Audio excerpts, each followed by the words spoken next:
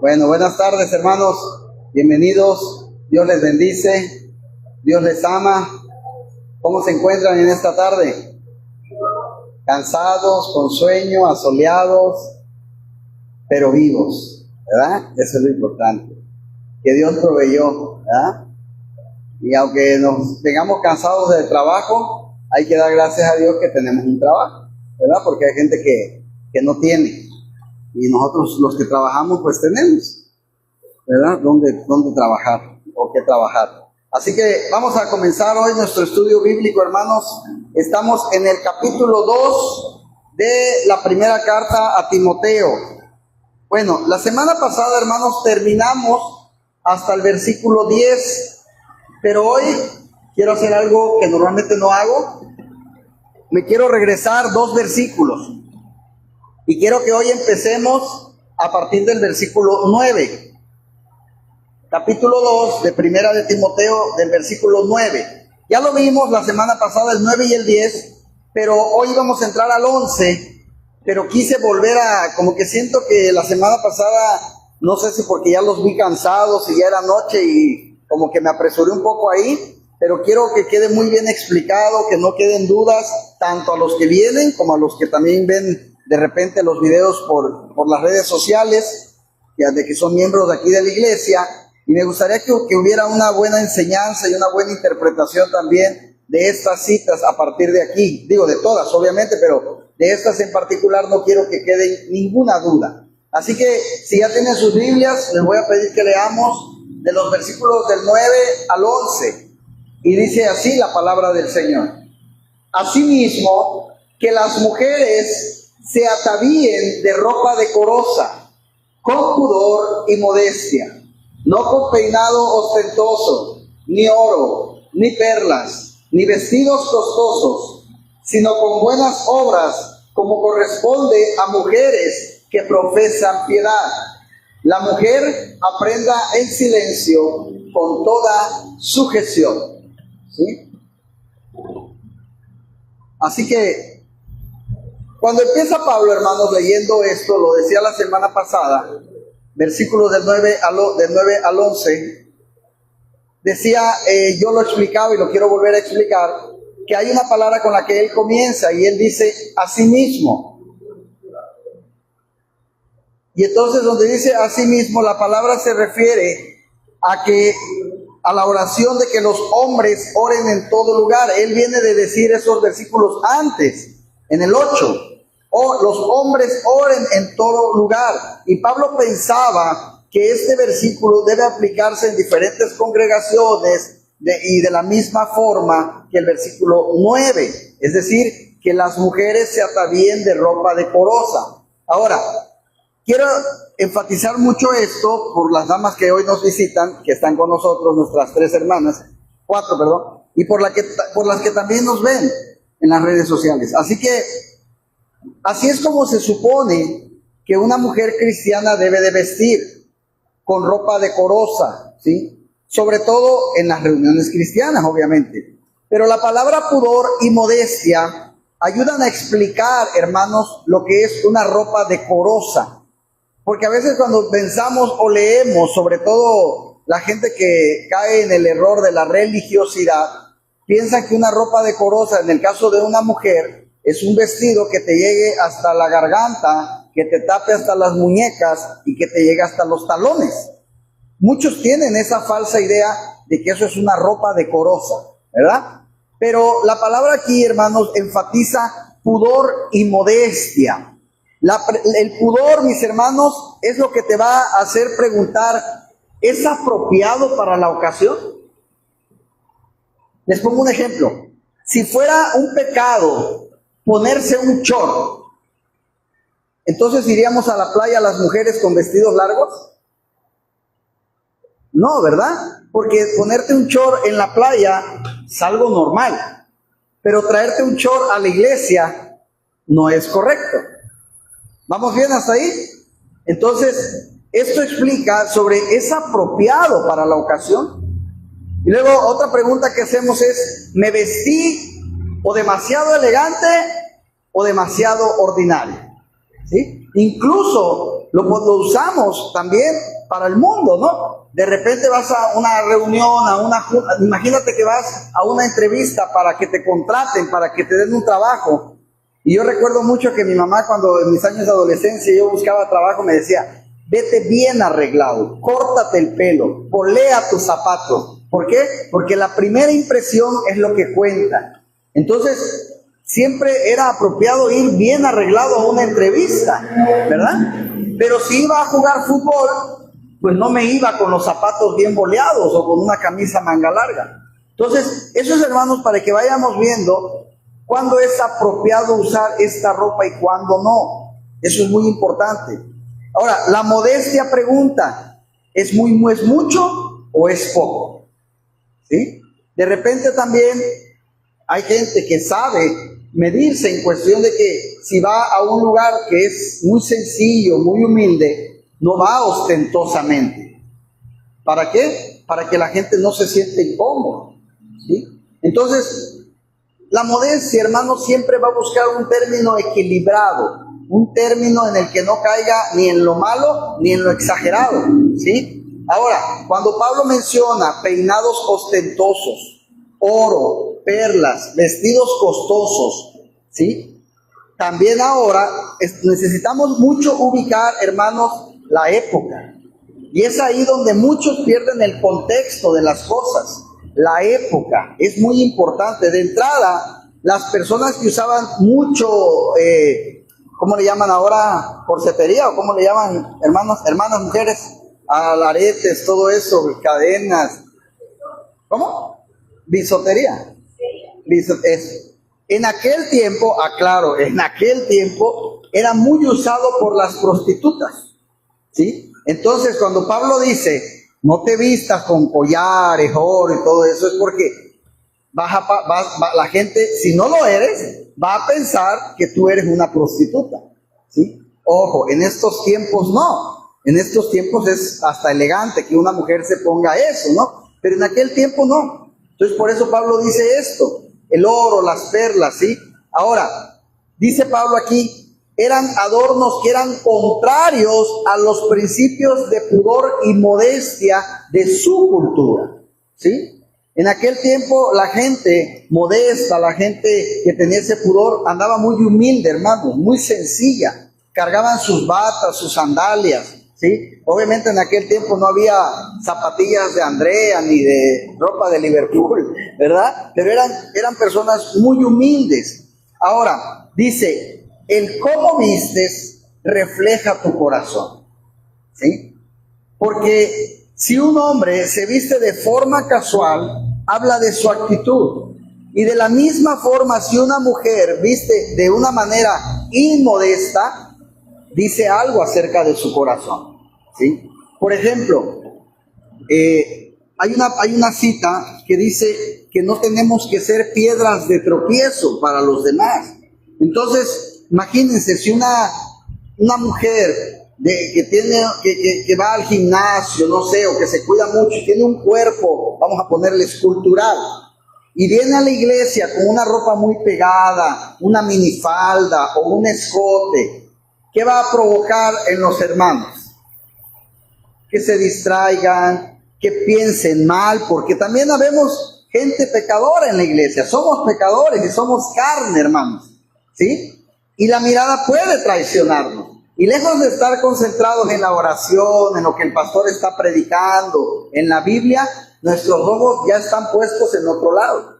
Pero también es culpa de las dos partes, porque también la persona, la mujer, tuvo la culpa porque no era el lugar para venir vestido así, y porque ahora está siendo piedra de tropiezo, porque sin que ella haga nada, con el simple hecho de cómo se vistió, está haciendo que los demás pequen con el pensamiento, ¿sí? Así que, por eso es muy importante cuidar todo tipo de ropa que uno se pone. Depende de los lugares. Ahora, como mujeres cristianas, pues yo creo que no hay una justificación a que te pongas algo demasiado provocativo, sea el lugar al que vayas, ¿sí? Porque a lo mejor me puedes decir: bueno, pastor, pero no fui a una iglesia, fui a una fiesta. Sí, pero acordemos algo, hermanos, nosotros representamos a Cristo.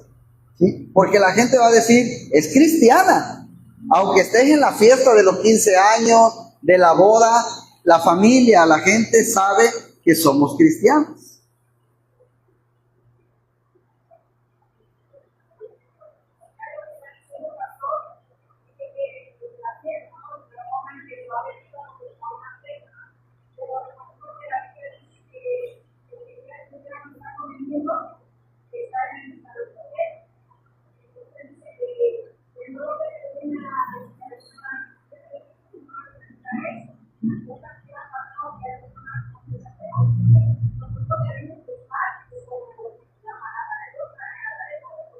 Claro. Sí, sí, sí. Pero el otro día incluso platicábamos con mi esposa de algo que es muy cierto. De repente va a haber lugares donde a veces, les pongo un ejemplo, una fiesta de 15 años o una boda.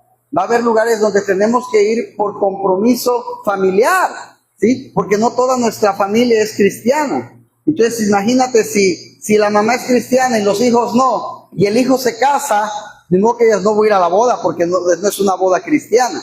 Tienes que estar, ¿no? Entonces de repente hay lugares donde vamos a tener que ir, pero también es una buena oportunidad, porque yo siempre lo he dicho, es una buena oportunidad para demostrar que somos hijos de Dios, ¿sí? Porque es ahí donde vamos a poder, ahí donde vamos a encontrar almas que no conocen a Cristo, ¿verdad? Así que una de las formas también de predicar a Cristo es con lo que nos vestimos.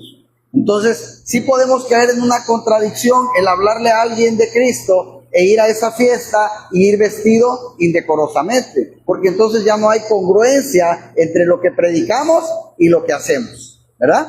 Así que si una mujer se viste con pudor, con modestia, eso es bueno, hermanos, también. Pero también dice Pablo algo muy importante, las buenas obras. Entonces, ¿qué tiene que ver esto de la vestimenta con las buenas obras, hermano? Hay una palabra, y esta es congruencia, ¿sí? Las buenas obras, hermanas, hacen más hermosa a una mujer que las joyas finas, ¿sí? Ahora, si tú me dices, pastor, ¿es pecado que yo cargue esta cadena de oro? No, no es pecado, siempre y cuando no estés queriendo presumir, aparentar algo que no tienes, o peor aún, que esa cadena muy valiosa porque es de oro, no vaya acorde con tus actos de bondad, ¿sí? Entonces Pablo dice, de nada sirve que uses peinados, vestidos, joyas, si tu corazón está lejos de Dios, si tú no tienes buenas obras para el prójimo, ¿sí? Si tú no tienes amor para los demás. Entonces, aquí le vuelvo a repetir, aquí lo importante, hermanas, es entender algo, congruencia, ¿sí? Que es que demostremos también a Cristo con nuestras vidas. Ahora, tampoco, porque en ese caso nos podemos ir al otro extremo. ¿De qué me sirve vestir bien, vestir como a Dios le gusta, si yo no perdono, si yo critico, si yo actúo en contra de lo que dice la palabra de Dios? ¿La ropa me salva? Tampoco, ¿sí? Entonces, ¿qué es? Vuelvo a repetir la palabra, congruencia, ¿sí? Así que ese es el mensaje que yo quería recalcar con estos dos versículos que están antes, mis hermanos, y que debemos de cuidar mucho. Y lo decía la semana pasada, incluso. Esta cita, este versículo, está hablando exclusivamente de las mujeres. Pero eso no quiere decir que nos eximina a los hombres, porque lo mencionaba. Puede haber hombres que van al gimnasio y que están marcados. Entonces, como es hombre, él puede venir con una camiseta. No, porque también él puede ser piedra de tropiezo para algunas damas, porque no es el lugar correcto. Ahora, yo no lo voy a criticar si yo lo veo con una camiseta adentro del gimnasio. Está en el gimnasio, está haciendo ejercicio, pero no es correcto que venga vestido hacia aquí. Entonces, sí, la cita habla a las mujeres, hermanos, pero yo creo que es en general que todos tenemos que aprender de esta lección. Que lo que a Dios le importa no es tanto como te vistas, que debe de ser una forma, repito, acorde al lugar. Pero lo que a Dios le interesa son nuestras obras, nuestra vida, nuestro corazón, y que ahí sí vaya acorde con nuestra vestimenta. ¿Sí? Amén. ¿Hasta aquí vamos bien, hermanos? Ahora sí vamos a continuar con el versículo 11 y 12. Dice, la mujer debe mostrar sumisión, hermanas, y ceder ante la autoridad de los hombres que Dios ha puesto para dirigir. Fíjense bien, la mujer aprenda en silencio, con toda sujeción, porque no permito a la mujer enseñar ni ejercer dominio sobre el hombre, sino estar en silencio. Y yo sé que la primera impresión de aquí de muchos va a ser, esto es machismo puro. Van a decir, Pablo era machista, o sea, que él enseñe y como diciendo, y tú cállate. Pero vamos a entender el contexto, hermanos, no todo es tan mal como se ve. Dice, la mujer aprenda en silencio, hermanos. Desafortunada traducción ha llevado a algunos a creer que está prohibido que la mujer hable en la iglesia. Muchos han llegado a creer literalmente, así como se oye. Aquí dice que guarde silencio la mujer, así que a partir de esa puerta para acá, ninguna mujer dice ni hola. ¿Sí? Pablo, hermanos, usa la misma palabra traducida como silencio en el versículo 2. Y ahí está traducida como reposadamente. La idea, hermanos, es sin contienda, sin pelear, en vez de en silencio total. No es que te calles, no es que estés mudo, es que guardes la paz. Ahorita vamos a ver por qué. Esto es la idea. En otras partes del Nuevo Testamento, incluso en los escritos de Pablo, se menciona, mis hermanos, específicamente a las mujeres orando y hablando en la iglesia. Primera de Corintios, capítulo 11. Entonces, a ver, Pablo, ya me confundiste. Tú estás aquí halagando a mujeres que oran y que hablan, y hoy me estás diciendo que la mujer debe de guardar silencio. Ya ven que no, entonces a veces las traducciones pueden cambiar el significado de las cosas. Así que aprender en silencio, mis hermanos, lleva a la idea de que las mujeres reciban enseñanza de los hombres que Dios ha escogido para dirigir la iglesia en sujeción en vez de contienda. ¿Sí? Sujeción es el principio, mis hermanos. Aprender en silencio describe la aplicación del principio. Algunos han dicho que la razón de esto, fíjense bien por qué hay una razón. Es porque en las culturas antiguas, mis hermanos, fíjense bien, incluso hay culturas todavía hoy, los hombres y mujeres se sentaban en secciones separadas. No recibían la misma enseñanza. Incluso, yo no sé si ustedes han llegado a ver películas de la época de Jesús, y cuando se ve los templos, se ven puros hombres, ¿sí? No se mezclaban. Entonces las mujeres recibían una enseñanza por un lado y los hombres por otro lado. Así que esa era la cultura. La creencia, ¿por qué lo hicieron? ¿Por qué? Ahora, cuando nosotros vemos eso, no vemos todavía más atrás de la historia. Bueno, la creencia, mis hermanos, ojo, creencia, no está comprobado. Es que cuando se juntaban, que estaban revueltos, solía mucho pasar que las mujeres interrumpían el servicio de la iglesia al gritar preguntas o comentarios a sus esposos. Entonces aquello se volvía un mercado. ¿Sí? Es como si yo aquí estuviera hablando y entonces mi esposa empieza a decirme, oye esto, oye el otro, oye pero tú no hiciste esto, oye tú estás predicando de esto pero tú no lo haces, y reclamos y peleas, y el otro ya le gritó al esposo y el otro ya le gritó al hijo. Y entonces llegó un momento en que dijeron, no, ¿saben qué? Así no aprende nadie. Vamos a separar a las mujeres de un lado y a los hombres de otro lado. ¿Sí? Por eso decía, la mujer aprenda en silencio. No es cállate, sino es en silencio de respeto, de escuchar, ¿sí? Así que es lícito para los hombres hacer preguntas en las asambleas públicas, incluso irrumpir al orador cuando hubiera algo en el discurso que no entendía. Era legal para el hombre alzar la mano y hablar. Pero esa libertad, hermanos, llegó un momento en que ya no se le concedió a la mujer. El único que puede hacer preguntas o cuestionar son los hombres. Así que por eso dice con toda sujeción. Aquí la palabra sujeción significa estar abajo del rango, simplemente. A ver, en cualquier empresa, ¿a poco alguien le va a gritar al gerente? ¿Y eso significa que te está dominando? No, eso significa ¿qué? Respeto, porque es mi superior. Es mi superior. En el ejército, desconozco mucho los términos del ejército, ¿verdad? Pero por lo menos me sé uno. El cabo no le va a dar órdenes al sargento, ¿verdad? ¿Por qué? Aunque el cabo sepa que el sargento le dice, vamos a atacar por este lado, aunque el cabo sepa que por ahí los van a matar, el cabo tiene que obedecer, porque son órdenes superiores, ¿sí? Entonces, ¿qué hace el cabo? ¿Le grita o algo o qué hace? Se calla y obedece. Eso es simplemente, hermanos, algo que se llama respeto a mi autoridad, nada más. No es machismo, no es que la mujer es inferior al hombre, no, solo es eso, respeto, nada más. Así que esto tiene que ver así, mis hermanos, con respetar y reconocer el orden de la autoridad. ¿Por qué le decimos a los hijos, tú no me vas a gritar a mí? Yo sí te puedo gritar, pero tú a mí no. ¿Por qué? Porque yo soy tu papá. ¿Y me debes qué? Respeto. Simplemente.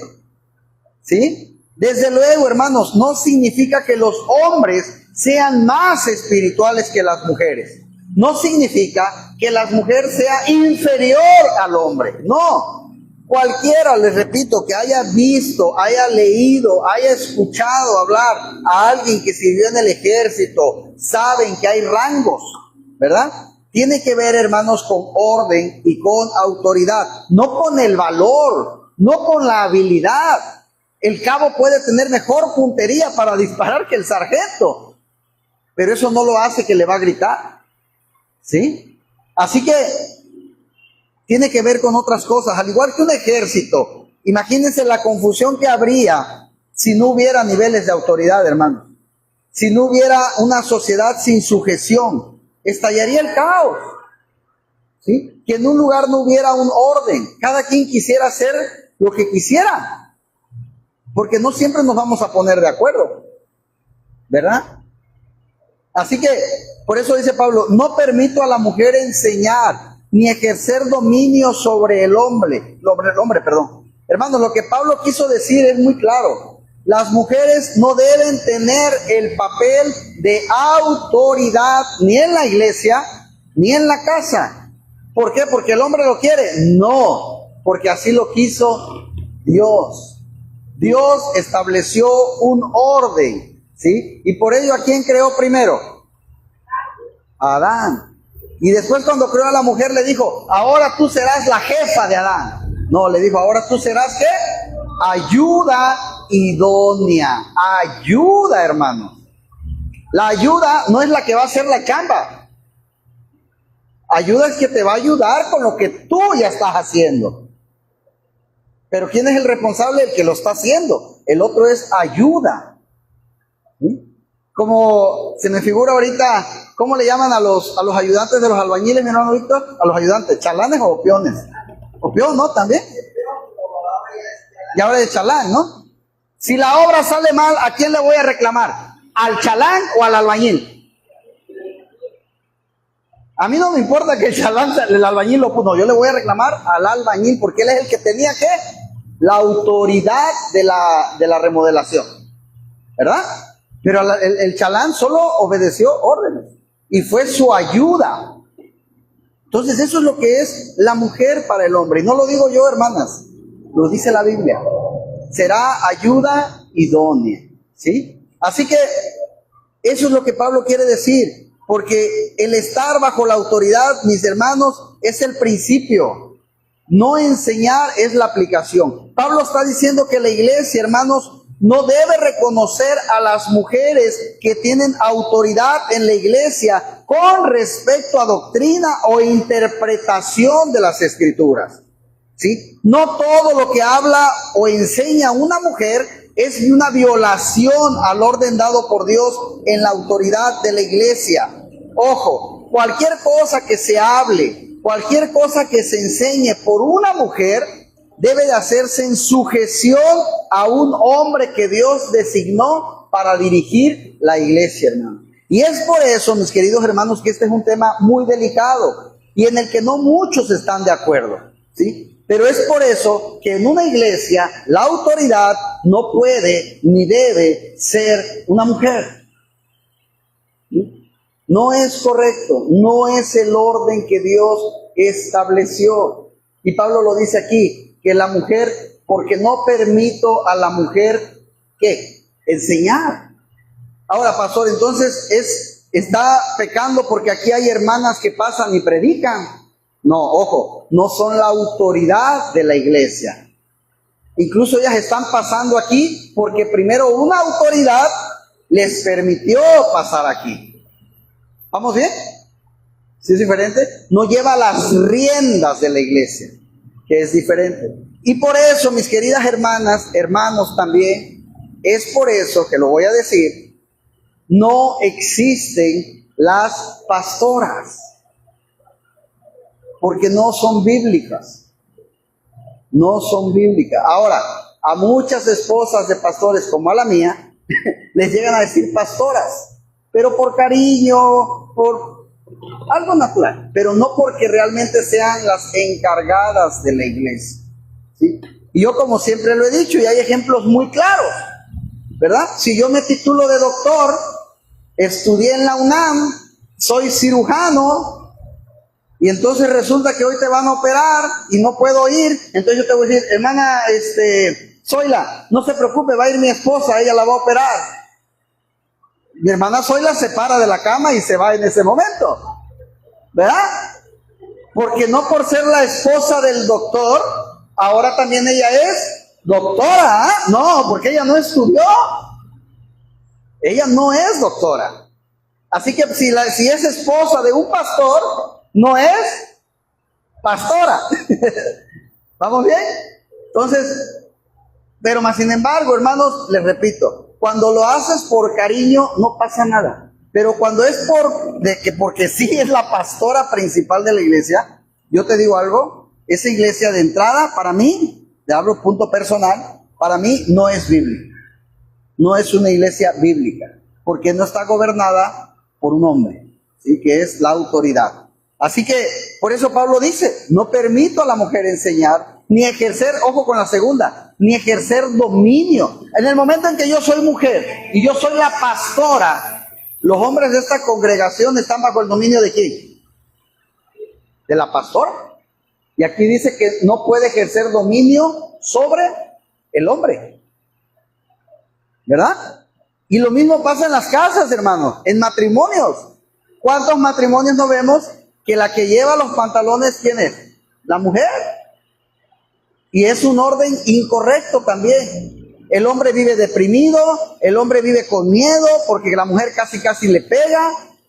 Y no es un matrimonio bíblico, hermanos. Aparte del mal ejemplo que le estamos dando a nuestros hijos. Porque si yo tengo un hijo varón, cuando él crezca, va a querer buscar una mujer que lo controle, porque los patrones a veces se repiten, ¿verdad? No le estoy enseñando quién debe ser la autoridad, pero una autoridad no para golpear, una autoridad no para mandar, una autoridad no para reprochar, sino una autoridad que va a gobernar en amor, con su ayuda idónea, ¿verdad?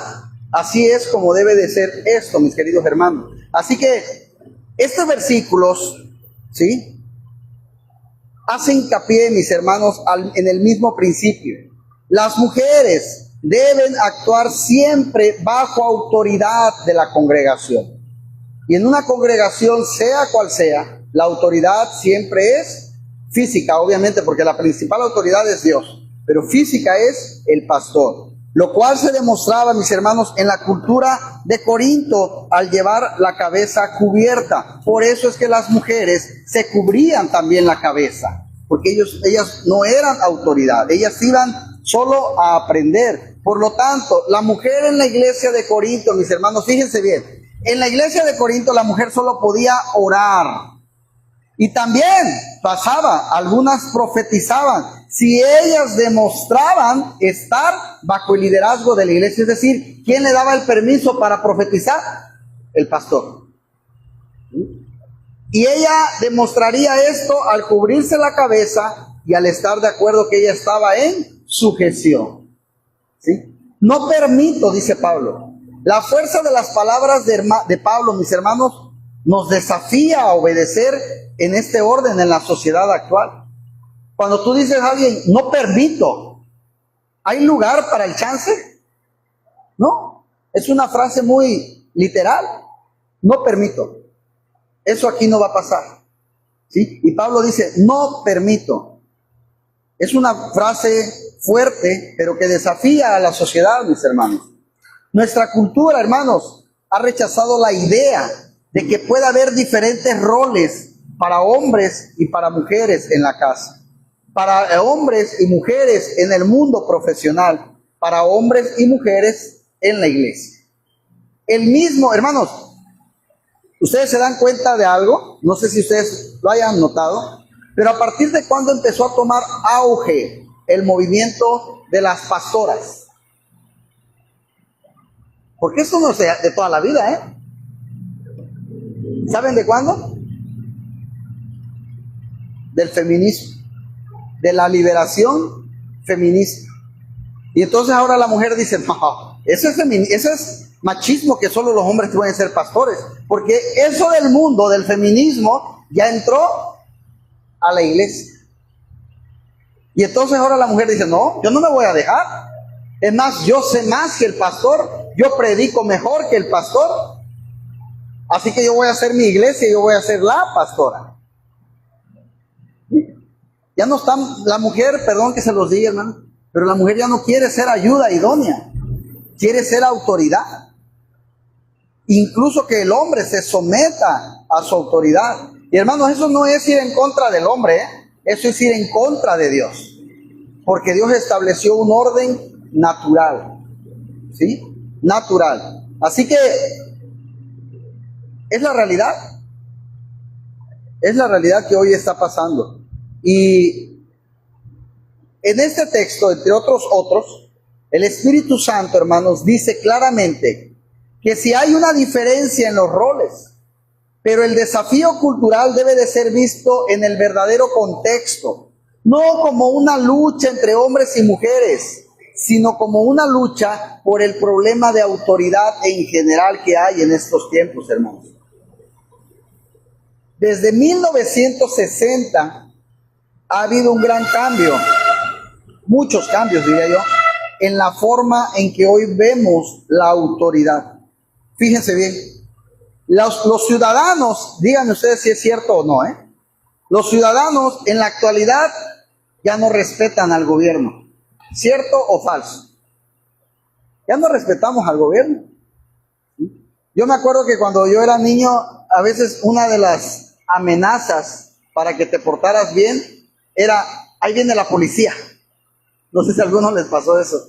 Y te calmaba, ahí viene la policía, pórtate bien porque ahí viene la policía.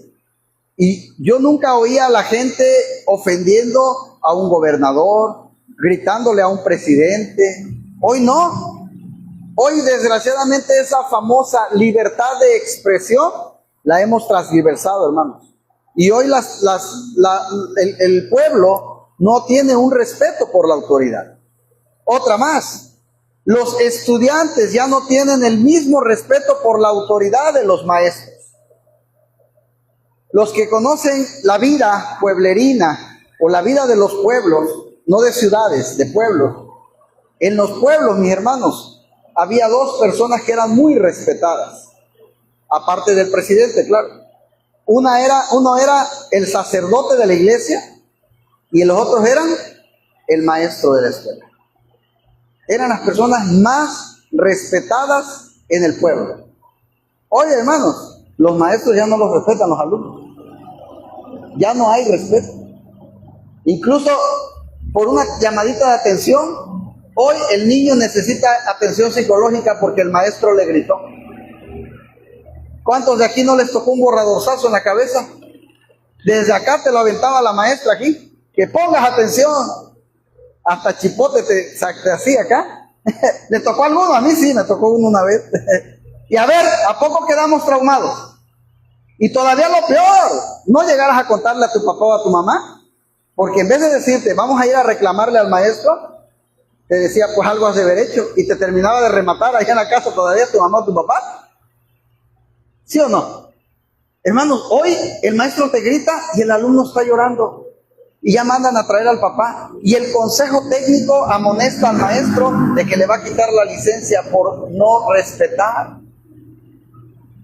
Estamos en una generación de cristal, que tú te puedes portar mal, pero no te regañe a alguien o te llame a alguien la atención, porque entonces el que está mal es el que te regañó.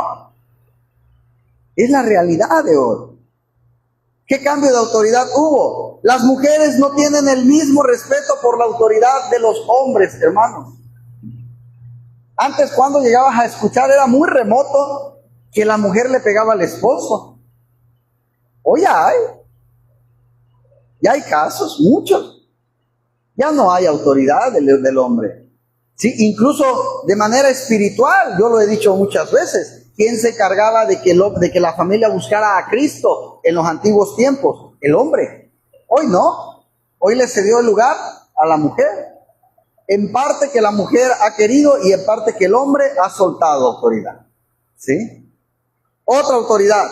Los niños ya no tienen el mismo respeto de autoridad por los padres, hermano. Antes, perdón que hable como los viejitos, pero me tocó.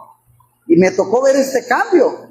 Y antes, yo me acuerdo muy bien que a veces los papás te estabas portando mal y nada más era esto, mire. Y te sentabas con la pura mirada. Decía, no, ya, llegando a la casa, ni Dios me salva de la fría que me van a dar allá con el sitio. Pero ¿sabes qué pasaba llegando a la casa? Te la daban. No quedaba en, te voy a pegar llegando a la casa, y llegando a la casa se les olvidaba. No, era amenaza cumplida.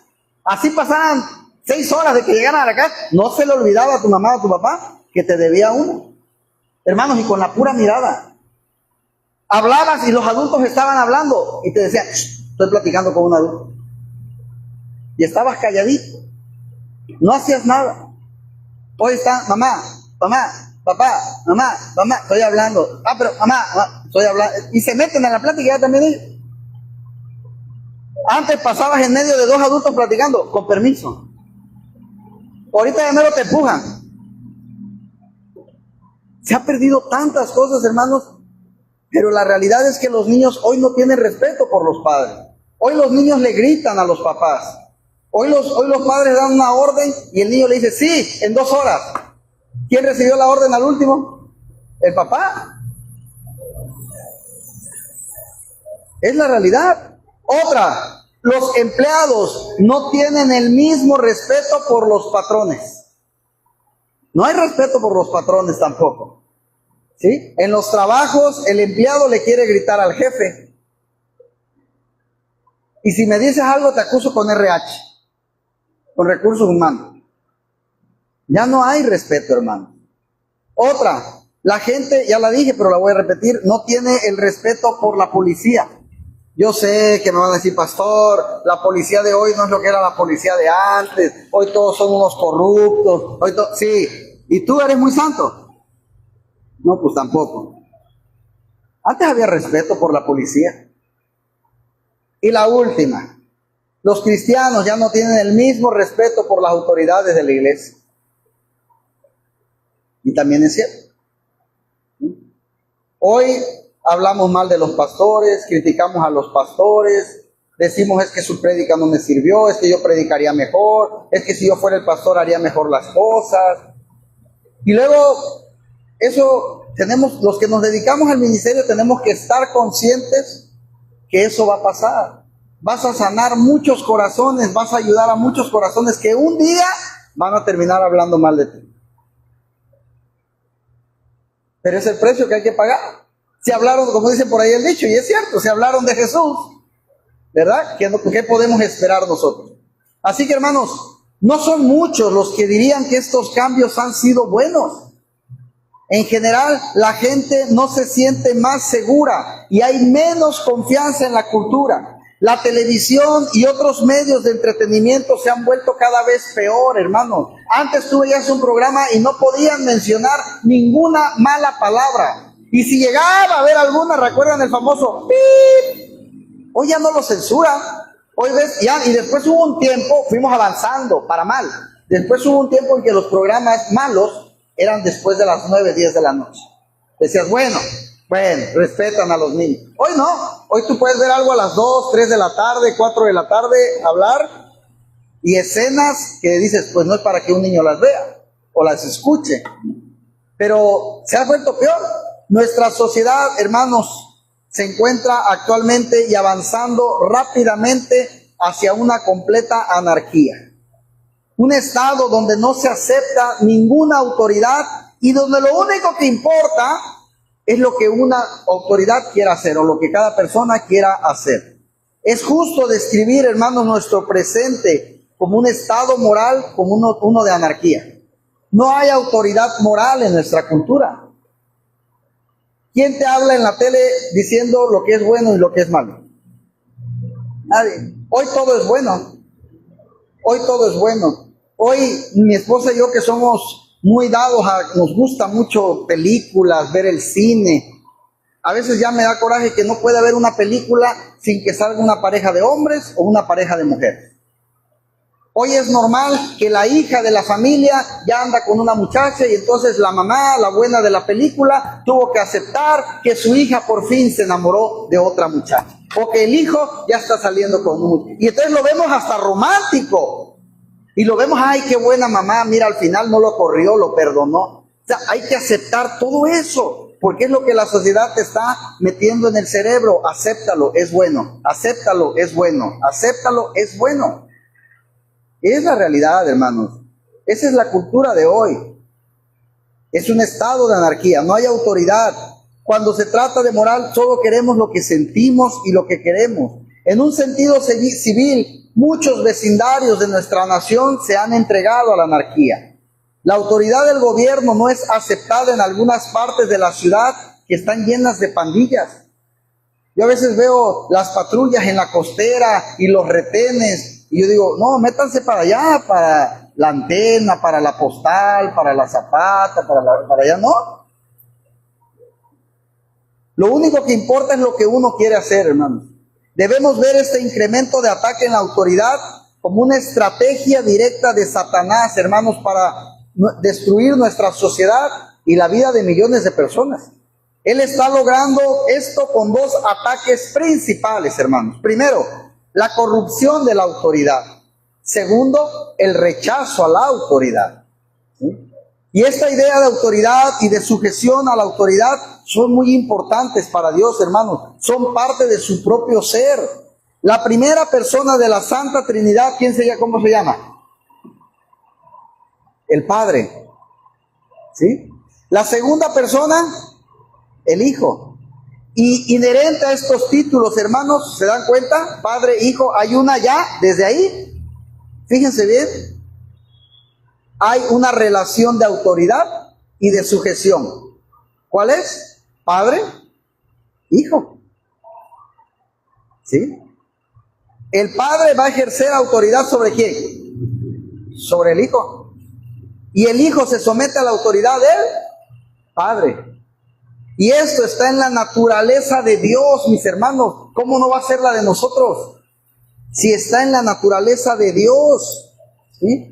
Y ser de Dios. Nuestro fracaso para ejercer autoridad bíblica y nuestro fracaso para someternos a la autoridad bíblica no solo es incorrecto y triste, hermanos, sino que también peca contra la misma naturaleza de Dios. ¿Sí? Primera de Samuel habla sobre este mismo principio, no sé si algunos la recuerden, porque como pecado de adivinación es la rebelión. No permito, dice Pablo, a la mujer enseñar ni ejercer dominio sobre el hombre. El enfoque de Pablo, mis hermanos, es la adoración pública de la iglesia. Dios ha establecido una clara cadena de autoridad en el hogar y en la iglesia, y en ambas áreas Dios ha ordenado que los hombres sean la cabeza, es decir, que ellos tienen el lugar de autoridad, pero también ellos tienen la responsabilidad, mis hermanos. Hermanos, si tu familia se pierde, al primero que le va a pedir cuentas Dios es a nosotros como varones, no a la mamá, a nosotros como varones. Ahora, también quiero reconocer algo. Si actualmente también el movimiento pastoral femenino ha aumentado, es porque los hombres ya no quieren ser pastores. Los hombres ya no quieren aventarse el compromiso con el Señor. ¿Por qué? Porque prefieren seguir en sus placeres. Y entonces algunas mujeres, no digo que todas, teniendo la necesidad de seguir anunciando las buenas nuevas, toman una mala decisión. Voy a ser pastora.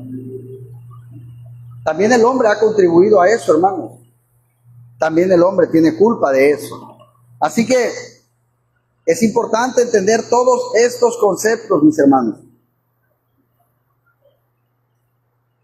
Nuestra cultura, después de haber rechazado la idea de diferencia de roles entre hombres y mujeres, ahora rechaza la idea de cualquier diferencia entre hombres y mujeres.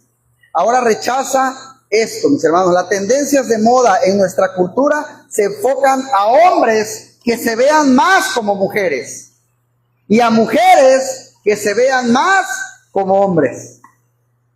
¿Qué le dice la sociedad al hombre que trabaja, que lleva la autoridad? ¿Qué le dice? No, tú también tienes que barrer, trapear, y no digo que esté mal, ayuda también a lavar la ropa y todo, pero también te puedes quedar en la casa. Si la mujer quiere trabajar, tú también puedes cuidar a los hijos. ¿Está bien? Pero ¿qué le dice también a la mujer? No, no necesitas estar acá, tú también puedes ser la autoridad, tú puedes ser la jefa de la casa. Y entonces nos están intercambiando todos los roles, todo. Y eso ya lo llevamos después al trabajo, a la iglesia y a todos lados. Tenemos que tener cuidado, saber discernir, saber actuar con sabiduría, hermanos. Dios no ha ordenado en su palabra que los hombres tengan una autoridad exclusiva en las áreas de la política, los negocios, la educación. Pero tampoco quiere decir que toda mujer en la iglesia está bajo autoridad de cada hombre de la iglesia, no. ¿Sí? Más bien significa autoridad de aquellos que dirigen la iglesia, de aquellos que dirigen tu hogar. Pastores, ancianos con liderazgo deben ser hombres, y las mujeres y otros deben respetar simplemente esa autoridad. El fracaso del liderazgo de los hombres en el hogar, en la iglesia y en dirigir de la manera en que Jesús lo haría, hermanos, ha sido la causa principal del rechazo de la autoridad masculina, mis hermanos. Esa es la causa principal. Algunos sienten que el reconocimiento y la sujeción a la autoridad es una carga insoportable. Sienten que esto significa, entonces tengo que decir que yo soy inferior, yo tengo que decir que yo no soy nada, tengo que reconocer a esta persona que es mejor que yo, que es más grande que yo. No, hermanos. La inferioridad, mis hermanos, o la superioridad no tiene nada que ver con eso. Nada. Nosotros recordamos la relación entre el Dios Padre y del Dios Hijo. Son totalmente iguales en su ser, pero tienen diferentes roles cuando se trata de autoridad. ¿Sí? ¿Qué dijo Jesús? Yo hago la voluntad de mi Padre. No dijo yo hago la mía. ¿Se dan cuenta? Yo hago la voluntad de mi Padre. No lo que yo quiero, sino lo que Él quiere. Ese es someterse, hermanos.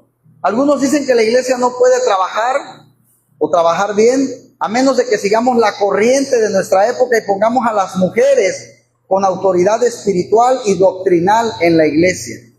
Desde el punto de vista de lo que funciona nuestra cultura, tal vez esté bien, como funciona la cultura. Sin embargo, desde el punto de vista de agradar a Dios, haciendo lo que Él dice su palabra, está mal. ¿Sí? Versículos 13 y 14. Razones del reconocimiento de Dios de la autoridad del hombre en la iglesia. Dice, 13 y 14. porque Adán fue formado primero, después Eva. Y Adán no fue engañado, sino que la mujer, siendo engañada, murió en transgresión. Porque Adán fue formado primero, hermanos. La primera razón de la autoridad del hombre es el orden de la creación. Simplemente, el orden de la creación. Adán, hombre, fue creado primero y se le dio autoridad original en la tierra. La primera orden que Dios le dio a la raza humana se encuentra en Génesis 2. Y mandó Jehová Dios al hombre diciendo: de todo árbol del huerto podrás comer, mas del árbol de la ciencia del bien y del mal no comerás, porque el día que de él comieres, ciertamente morirás. Esta orden, hermanos, ¿le fue dado a Adán o a Eva? Adán. Cuando este mandamiento fue dado, Eva todavía no existía. Por lo tanto, Adán recibió la orden y recibió la autoridad de parte de Dios, mis hermanos. Y Eva recibió su orden de Dios y su autoridad por parte de Adán. ¿Se dan cuenta? La mujer siendo engañada, dice ahí también Pablo. La segunda razón, mis hermanos, es la diferencia entre el pecado de Adán y el de Eva, que se conecta con la diferencia de autoridad. Tanto Adán como Eva pecaron o no en el jardín del Edén. Los dos. ¿Sí? Eso sí, es cierto. Pero queda claro que ¿quién pecó primero?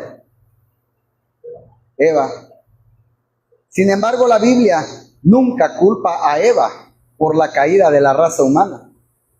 Si lo vemos desde un punto de vista, pues la que pecó fue Eva, la cual es la culpa de que estuviéramos en pecado fue de Eva. No. Fíjense bien. Siempre culpó a Adán.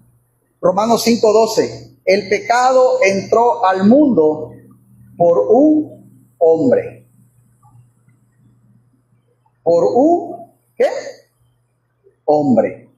Adán, hermanos, es el responsable. ¿Saben por qué? Porque había una diferencia de autoridad. ¿A quién le reclamó Dios? ¿Al chalán o al albañil? ¿Al albañil?